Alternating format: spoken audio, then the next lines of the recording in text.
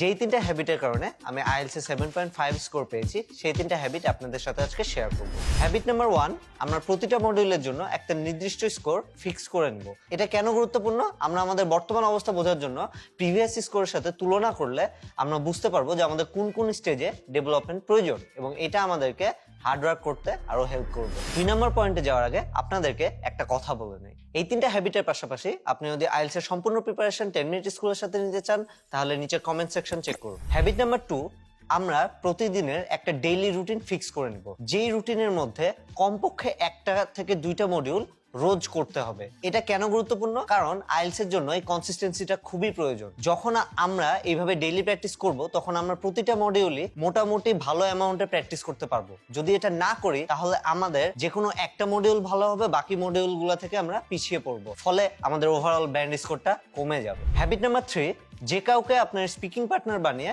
রোজ ইংরেজিতে কথা বলা প্র্যাকটিস করুন। এটা কেন গুরুত্বপূর্ণ? কারণ এইভাবে কথা বলার মাধ্যমে আমাদের আইডিয়া জেনারেশন অনেক ভালো হবে, আমাদের লেক্সিক্যাল রিসোর্স ইউজ অনেক ভালো হবে, শুধু তাই না আমাদের ফ্লুয়েন্সিও মেনটেন করতে অনেক হেল্প হবে।